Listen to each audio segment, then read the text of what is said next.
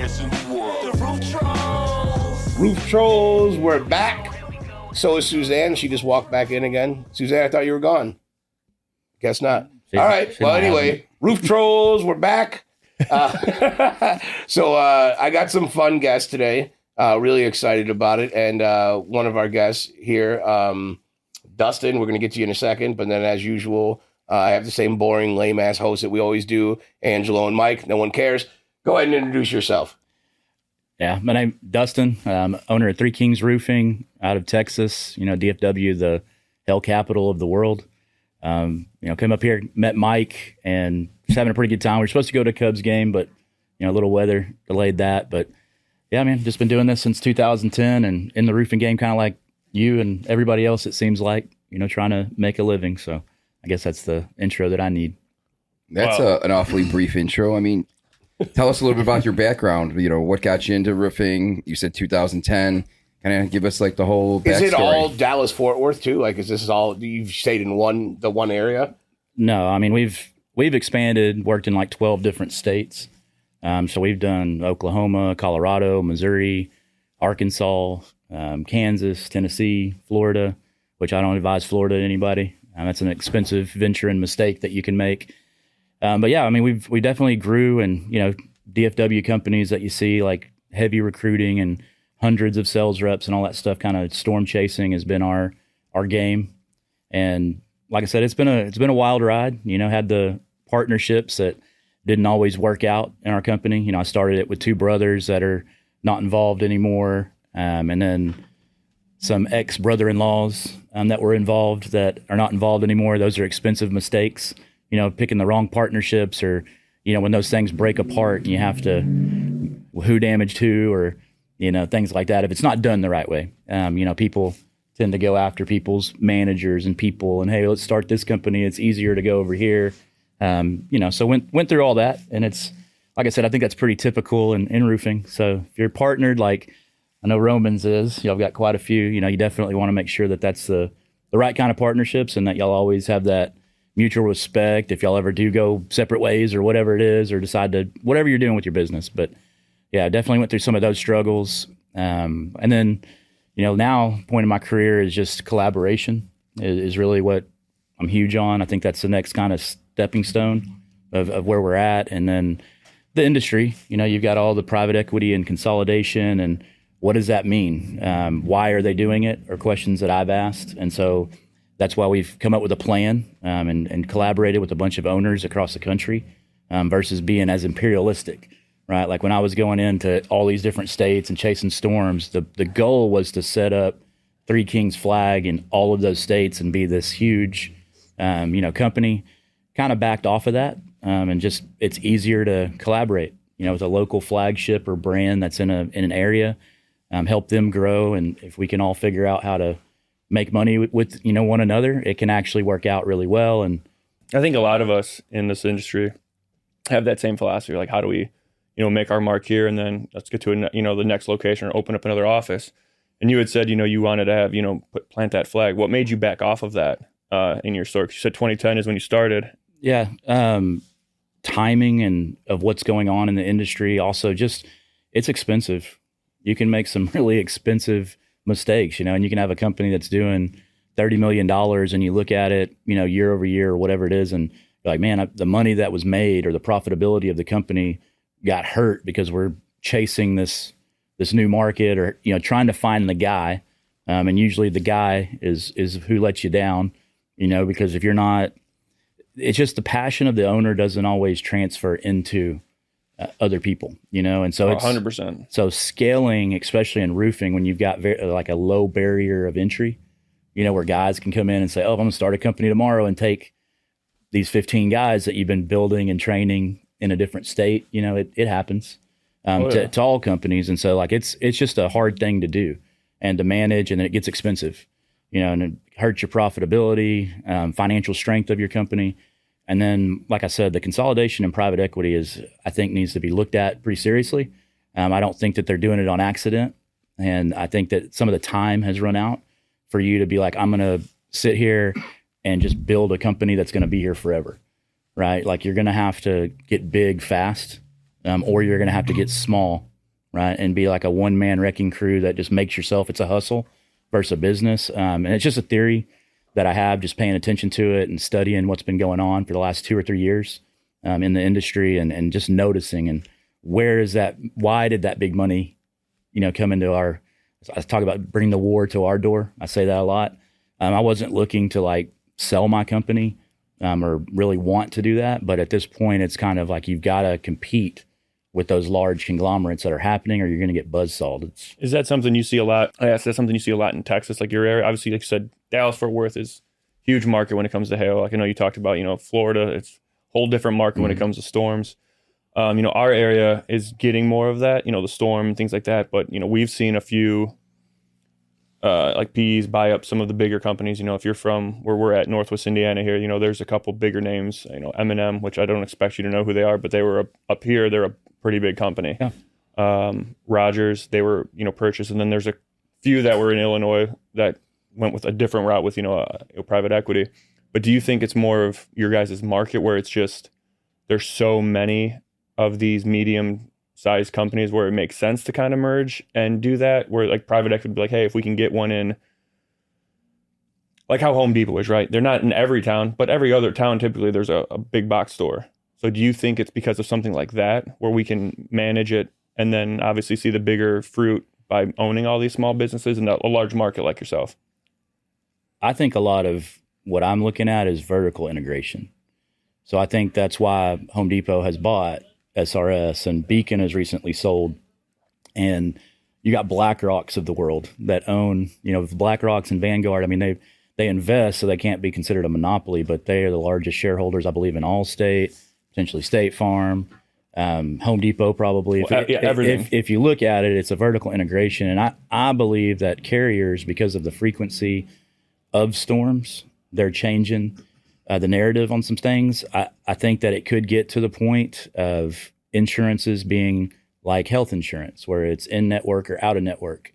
And so I think a lot of these conglomerates are being built for the in network that these carriers want to use. And well, so when you talk about like that in network, so they tried that some, I'm sure you're aware, with like a Mad Sky, where they have a company that's supposed to be considered third party, but they're in business with the insurance companies. Where do you think the biggest fallout with a company like Mad Sky was? So when I worked at ABC, so brief history is I worked there as an outside rep. Yeah. And I was talking with someone from Mad Sky, like how I didn't think it would work for everybody. Like a company probably like yours doesn't, Romans it wouldn't work for. But for the newer company that just got out there, if you're trying to get into the insurance game, you get these jobs from the insurance company. You can at least put your flag in that neighborhood because it's, now the margins, again, you don't always know how they're going to look. But for a small company that just kind of came up, I could see how that could work. But as you grow, obviously, it's not going to be probably the right route. But now Mad Sky really doesn't exist anymore. So what?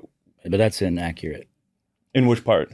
Mad Sky still exists. They sold their company, but MRPs has been getting larger and larger, and there's a lot of them. Mm-hmm. It's not just Mad Sky. The Mad Sky, the issue that contractors had is we were all in a fun space, right? Like we were all like where we could be independent and we could, like I said, plant our flag or chase storms, and there was no huge competitor, right? When you have a conglomerate that's coming in, they're coming in not to get like a few files from the carriers, they're trying to get thousands. Mm-hmm. And so if you go down the street and you've got a person that has 1,000 files direct from a carrier, in a storm or in a market that gets hit, well, you're swimming uphill or swimming up creek or running uphill, and your guys are going to have a hard time because they're moving faster than you. So yes, how you're saying it was a tool, it was definitely a tool that we used with Mad Sky. Mad Sky, you guys had used something. Yeah, like we that? were Okay. Probably one of their largest in Texas, or one of their largest companies that when they were Mad Sky, and I was a small company, I had like 6 people at that point, and yes, it was a tool that got us moving because we could literally install within 48 hours of a storm. We go next day or whatever day that they give us the file, and then you can order. The problem was they were taking a huge chunk of money buying the material, so obviously they're leveraging the material, the rebates, all of that, but they made a lot of money and they still exist. They just, AccuServe is the name of that particular MRP. I just think that there's and I know this, like Apple Roofing, whose private equity had bought Crest. They're out of the Midwest.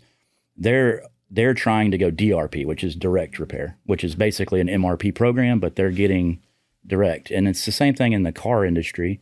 You know, like a Caliber Collision was big, or you know, pretty big. Where we're at, it's a price control for the carrier. You know, because like y'all have got in Illinois and everywhere else, y'all got the PAs that come in and really hammer insurance companies. It seems great because on an individual deal basis, you're making money. But to an insurance company that's a business, it's like, man, they're taxing us, right? Like, does it take this to get it done? You know, so there is a price control mechanism. But if something gets big enough, which that's what I think they're trying to do, most of the people that I've talked to in those groups and stuff have mentioned some of these type of things. It's going to get hard for the guys like us that are these mid-range size companies. We become tiny. And just think about if, you know, you have 50 guys or 100 guys and they go out into a storm, hit a door, and they're like, great conversation. You do the adjuster appointment, all that stuff. And then it comes to time to get paid. And the insurance company tells them, hey, they're not in network. We're not going to pay for this. You have to use these guys, or you can do it yourself. And we actually had that happen in Florida. On a insurance company that told the homeowners that, like, you can use whoever you want to. And it wasn't like an agent. It was the actual, like, inside adjusters saying, hey, you can either pay for it yourself, or you got to use the people that are in network, right? And I just think that that's kind of a beta test market usually that spreads. And, you know, like putting it out there, I'm not trying to speak it into existence. I just think that we definitely have to be mindful of that. And that's why, like, the collaboration, like I talked about with other owners joining forces, is we have that option. We're talking at scale. We're talking big business, right? Because we're all aligned like a private equity, probably more aligned with what we're doing in a private equity group. And so we've had those conversations with the MRP programs, the carriers, suppliers, all of those things, to where we can have that competitive advantage, right? Because the other thing about, you know, private equity groups, if they're getting, you know, 20%, let's say 25% less on material costs than what you do, that's also a competitive advantage if they want to start retailing or, you know, going cash bidding and driving costs down, et cetera. They're still making money. You would look at it and you'd be like, damn, that's really low margin. Like, why would you'd be turning away jobs, and then they're moving volume, right? And so all that's... Well, that was going to be my question, not to cut you off, because you just touched on so many things. Yeah. So you had worked with, you said it's Surf Pro now? Is that what the name of it is? AccuServe is Mad Sky sold, and then AccuServe is the name of Mad Sky's what it kind of MRP. Is now. Yeah. But so you had worked with them. Yes. And so just to kind of understand, what point was it where you kind of realized that it wasn't the good, you know, that the juice wasn't worth the squeeze, right? Because if you're in the beginning, right, you said you had 6 guys, you're getting those jobs, right, at volume. Now the margins aren't there though, but it gets your name out there. You said you're getting in those neighborhoods. Where was it that you were like, hey, this probably isn't, I'm at a point where I need to actually have a little bit more, you know, margin. I can do this myself, or kind of that story behind it? Yeah. I mean, like I said, using it as a tool, I was probably immature at that time, in the sense of, like, most contractors, oh, F these guys, they're the devil, you know, I'm like making a deal with the devil. Cost fixed versus, like, you get your own projects. Yeah. Your margins are extremely higher. Right. And then you don't have this, like, big brother kind of program, but I was kind of naive at that time too, because if I'd have stayed kind of working with them consistently, I'd probably be one of the biggest in that program. Right. And I was using it as a tool to grow salespeople, because at first what they did is they paid for the inspections. So they give you like $50 or something. So we'd have 2 or 3 of them, and a new sales guy is literally not having to fight. He's out there to adjust and kind of go through a preferred network. Okay. And so I was like, you can keep that money. So you make that, right? So I wasn't having to pay draws and salaries and stuff. And if you close the deal, like, you made this much per day, right? You know what I mean? Because the deals are profitable. It's just less profitability, right? Yeah, not where we're accustomed to the 30 and 40% margins. It's not going to be that. Yeah. And well, now, you're not paying a sales guy 10% either, whatever you pay them. So, I mean, you could have, like, what I would call, I'm not going to use the full term, but I'll say like a photo jockey. I'll call him a photo B. But you have them run out, look at it for $50, $100, or put someone on salary for $30,000, $40,000 a year, have them just run out, have your in-house estimators put the estimate together, send it off to the carrier. I mean, yeah, let's just say if they're taking, I think the MRPs, because shout out to John Michael and Robert Flores. That's basically their business model right now. They're only working off of MRPs. So if they're taking, he told me it's somewhere between 5 and 8% on the jobs. So if they're taking their 5 or 8% off the top, that's your salesperson's commission. If you just have an employee, a salaried employee going out there, taking your pictures and everything, send it to your estimator. I mean, you're basically at the same margins anyway. And the thing is about them nowadays, like I said, Mad Sky did it in that way. AccuServe still runs a program like that. Other MRPs don't. Other MRPs, like he's saying, they just take a fee, which is close to probably your overhead. That a lot of 10-50-50s out there. I know y'all don't do that, neither do we, but you can make money with them. On at this point in time. Relevancy though is what matters, and that's why I like the platform and collaboration at scale. We're talking about our platform doing all these files. So if you got to think, if you're an MRP, you're basically some nerd that went to the insurance company and said you worked a deal somehow, right? Like you got some deal that happened, and they're giving you all these files to maintain.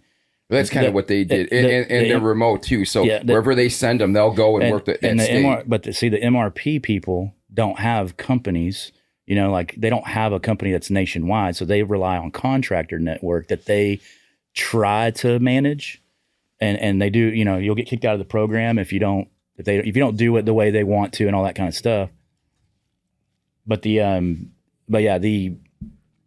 point that I'm trying to make is if they need help in the sense, and this is where I've talked to him in the sense of like, hey, like you give our platform of this group a lot of jobs, we manage them, right? Like that's what our job is the oversight, so that they can give us as many files as they possibly can.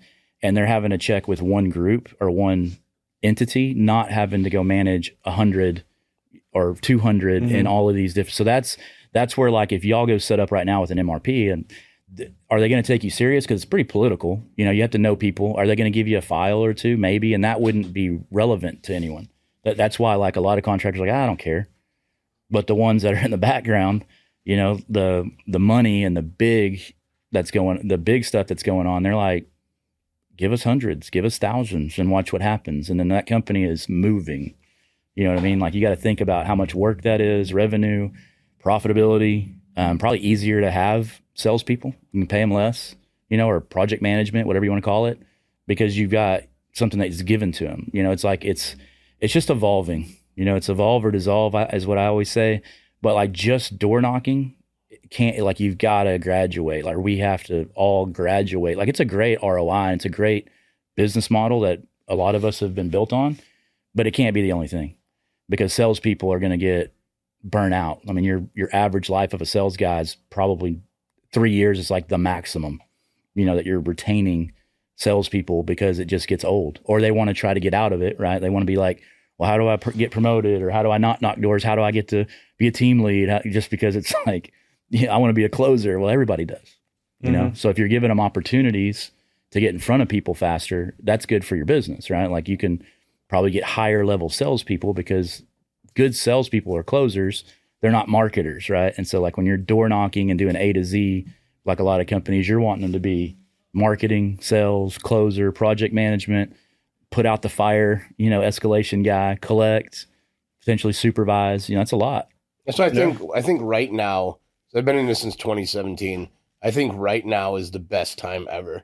And like, people, every time I say that, somebody's like, well, what are you talking about, dude? It's all crazy. I'm like, that's the beauty of our industry right now, is the chaos. Because I believe that right now, for the first time ever, the United States government is finally like, whoa, hold on a second now. Like, we want to keep making profits off you guys. We want to keep the insurance companies making us a lot of money.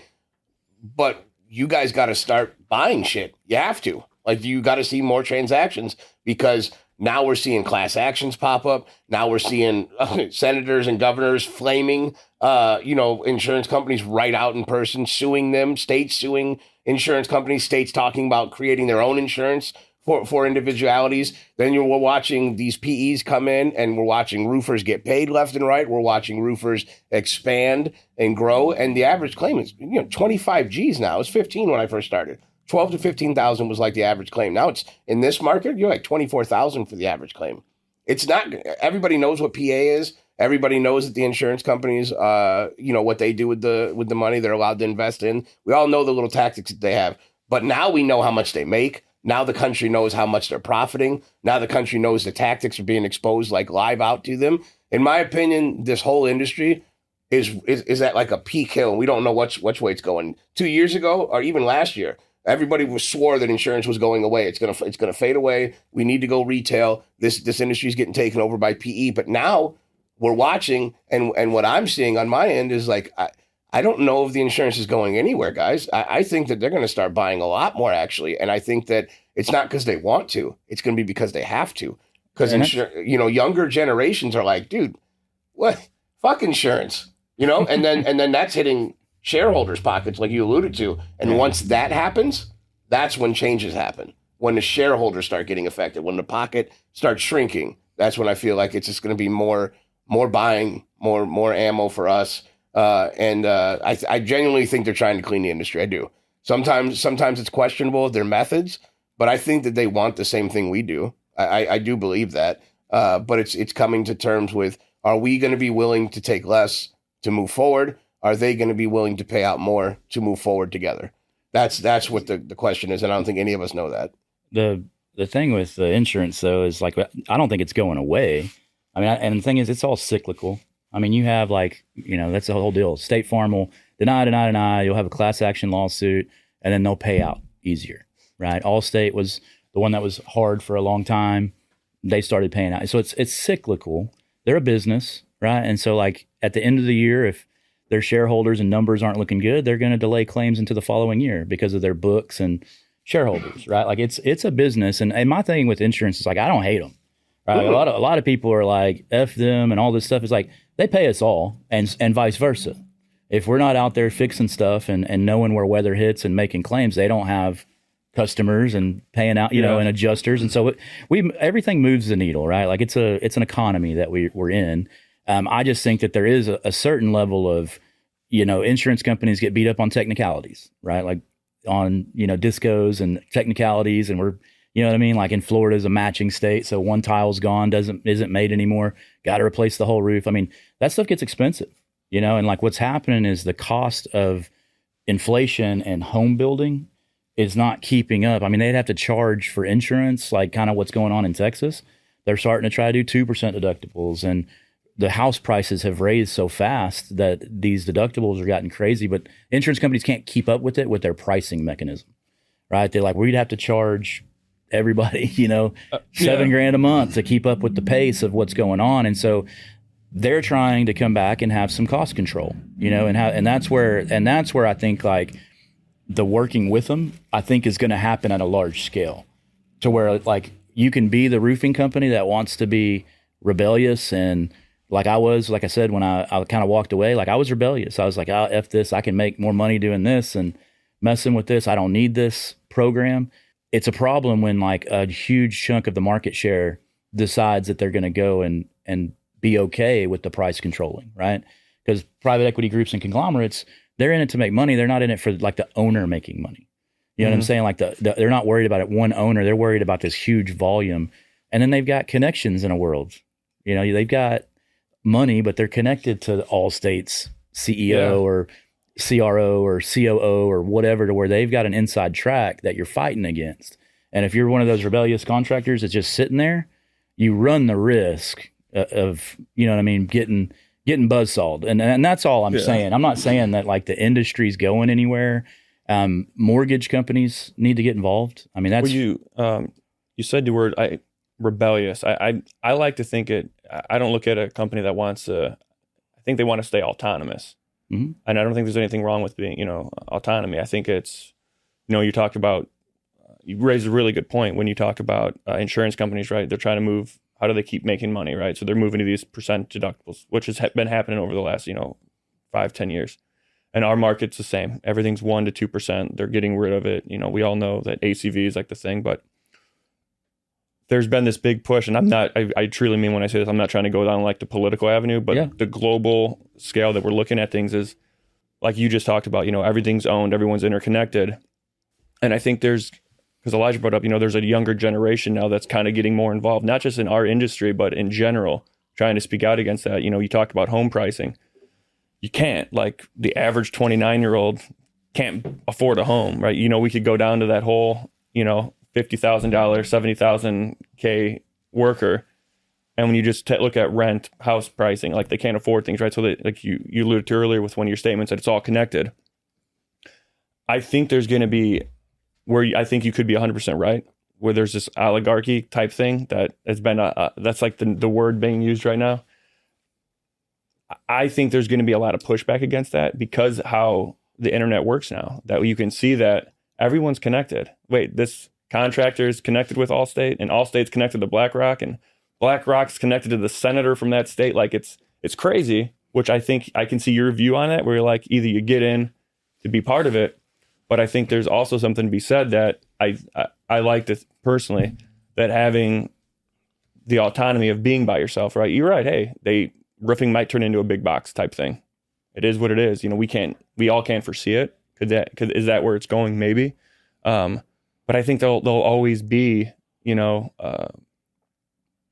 a smaller shop somewhere, right? You know, you can go to Menards, you can go there, but you know, there's still Ace. Now that maybe not the greatest example because Ace is a pretty big store in our area. I don't know if you guys have Aces in Texas. So like the market share is what I'm talking about. I think there's going to be about 5 or 6 companies that matter. You know what I mean? Like you're going to have 5 or 6 huge conglomerates that are tied to whatever network that they're tied to. And you're either in roofing, you mean? Yeah. Okay. I think ACs, you know, like look at that. Like you can't go start an AC company very easily and really compete because the pricing leverage that they've got, there's a bunch of huge ones out there and it's impossible. Yeah. You know, it's like competing with, I've always, you know, unfortunately maybe cut my own throat on this, but I've always told people like, hey, anything anybody can do, we can do. There's not any Amazon or Walmart of roofing. So like material pricing, labor, well, that's starting to not be true. You know, it's starting to be like there is going to be some Amazons and some Walmarts that are in the space that are going to make it harder to compete. And I'm not saying that you can't compete.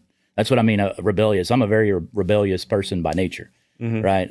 But competing you're going to have to be ready for it, you know, and it's going to change, right? And that's all I'm saying. Yeah, I actually, no, well, to allude to what you're saying, and not to cut you off or anything, but like, I agree with both your guys' side on it, but I think what you're saying is, I guess that's what I'm trying to say is if I'm going to be here and we're going to do this, then I think that we do need to staff up and be prepared that if collaboration, whether it be platform, PE, whatever obstacle we decide to go down, I think even if we decide, hey, this isn't for us, like this is where we're at, when we make that decision, we also need to make the decision that if we say no to this, then that means that we got to build that shit on our own. Like we have to be big. I agree with that. You got to have 100 reps to dump out against the 150 that the other guy has. Like you have to own a market share. You have to brand yourself well, and you have to be known on a higher level than just known in your backyard. I agree with that 100%.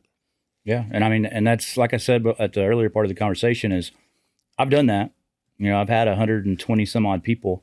That culture is hard to maintain. You know what I mean? Like it's hard because then you have this revolving door, and this is how a lot of them do it. You know, they don't have long life expectancies of these reps. They just keep constantly recruiting people, throwing people in. And that takes away from the culture of like the family part or the friendship bond part of a business that if that's what you want, you know, if you want something large corporate feeling, that's hard. You know, it's expensive. And that's where like these guys, if you don't have the bankroll or the Elon Musk money, you know, it's hard to maintain paying salaries and, you know, driving and cracking that whip on micromanagement and all that stuff is not made for everybody. You know, 100%. You know, so we left the corporate setting. That's why. That's well, why yeah, we're at right now. And that's what I mean. And the roofing wasn't built on a corporate setting. I've always said like I wanted to destroy the corporate structure, which is like I said, I'm a rebellious person, but it's also idiotic in the sense of like I'm not smarter than that. Right. I haven't built anything worth billions and billions of dollars. So obviously that model of structure works, but you have to have a lot of things in place to build that out. And like I said, it's getting a little off topic of kind of going down a bunch of different rabbit holes, but it just depends on what you want with the company. I'm just saying like, I'm thinking about it. I'm seeing stuff. I've ran into stuff that kind of goes along with my theory. The group of collaboration, what's cool about it is we're making each other money.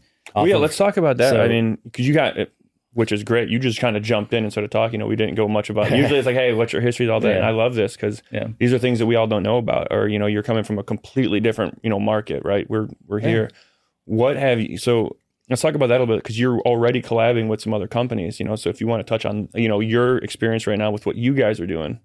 Yeah. I mean, it's just, we've had conversations with Romans, with Mike and Elijah, been part of some of this as well, but it just comes down to all the ideas that I'm talking about. How do you have conversations in those regards, right? Because if I went by myself as a company and tried to talk to suppliers or MRP programs or carriers or anything that's in roofing, right? Like AI technology, investors, whatever. It's a lot more appealing to them being something of size with a bunch of people involved, right? Because they have it's like a battleship board, It's like, yeah, we don't understand storm, but if you have the whole country pretty much covered where storm systems go through, probably a good chance that you're going to hit somewhere, right? Like something's going to bingo or whatever on the board. And so those conversations have gone really well for as fast as we've moved this thing and started to build it out. Cutting, some overhead ideas and best practices. I mean, I've recently probably gotten rid of about $70,000 to $100,000 a month in overhead and efficiencies that we're using and things like that. So it's there's just a lot that goes into it. Shared services model. Oh yeah, you're not a sipper. The shared services model also is something that's like, you can. It's like a fractional CFO. If you're fractionally getting something and everybody's involved in it, well, it's cost effective. Right? It can be more cost effective, make your bottom line better, make more money. Obviously, more money leads to being able to recruit, market, maybe go into a different market, more financially secure than, like I did, was just winging it, and taking my shot in the dark, hoping it worked out. And so it's just, all of that stuff combined has been really good. Other companies, it's a little bit of protection and shielding them because, like I said, I've made mistakes and so have other people that are involved in this thing. And it's like trying to help avoid some of those mistakes. Now, are they going to listen every time? I don't know, but at least they had some advice, or maybe it saved them a couple $100,000, on paying the wrong guy that they didn't need because they already had it the platform, or running into some kind of market, kind of crazily without thinking about certain things that are involved. Having licenses in other states where you can quickly move, right? Because licensing can slow you down. You know, like if you wanted to go to Florida tomorrow, you couldn't, because there's a process there of licensing. And so you're going to have some partnership or some kind of something if that's what you want to do. And so all of that, giving options to people that are involved, I think is really cool. I used to not talk to any kind of roofing company because it was like that, limited mindset of like, keep everything I know, like kind of hush and held so I don't get it used against me. Yeah. And then this model is different because it's like, hey, we can talk about it because I don't even want to be in your market. I want you to thrive in that market. And it is like obviously leverage if we want to transact. Like if we decide to do that, we're going to have the highest value that we're ever going to get because it's a collective that's all in or all out, right? And so it's a platform, and that's what private equity is wanting to do, like the small ones, and that's who's bought most of these companies. I know it's a lot of money that they're spending, but they're trying to spend that money to flip it to somebody bigger, right? And so they have a time constraint with that because they've got somebody else's money that's like, hey, I want my return. This is supposed to move. What is going on? And then they start coming into those companies and slashing and cutting and trying to change everything or reform companies. And that's why a lot of private equity has a bad rap with a lot of people, or, I don't know of too many people. It's like, this is amazing. Well, I can give you a prime example. The last place we were together, and when I rolled my company into what was going to be an IPO roll-up and everything, there was a room full of talent that was ridiculous in the roofing industry. The problem was that the room full of talent wasn't able to do what the room full of talent needed to do because you had a C-suite that was basically cock blocking everything. They weren't the C-suite, they were the cock block suite. Like literally, that was the biggest problem. Everything had to come from the top down and everything was just locked up. And the goal was to get to $100 to $200 million company. If you look at everyone who left and added up all the money they did last year, you're between that $100 to $200 million company. If they would have just let us go and do our thing and let us collaborate, because I mean that was one of the perks of working together with all these different companies. We learned the best practices from each other, so we all got better. But then when we wanted to do something to get better, there was the cock block up top that stopped everything. Yeah. And that's like literally the reason that failed is because of the C-suite. Yeah. Like the talent in that room, and you guys know all these people too. Like the talent in that room was just ridiculous. Oh, we talked about it all the time. Like that's probably one of the top 3 things that gets brought up on this is some of the first guests we've had were people that we all worked with, right? And they came from this company.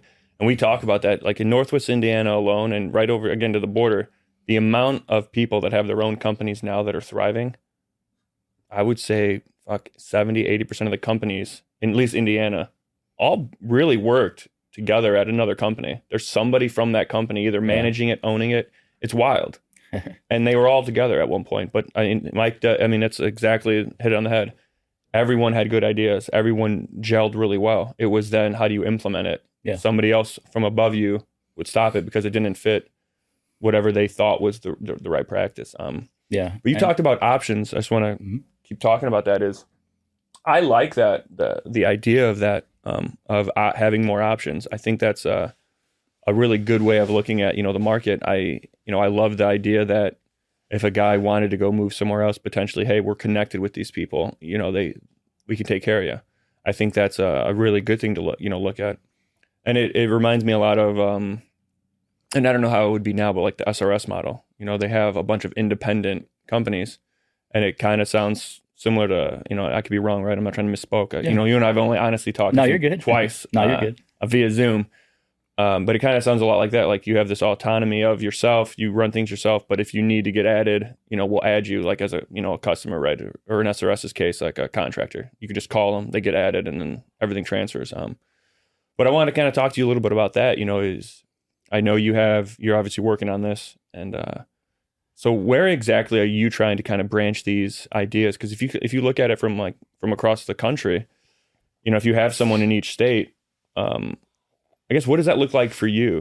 Because for everyone you're like the brainchild behind this, right? Like this was your idea, and originally, one of them, and now there's a collective, but yeah, it's a great idea. There's no bashing there. That's the idea is great. It's just in how obviously this is part of it, right? You're trying to get other people involved. I'd love to hear you talk a little bit more about that aspect of it.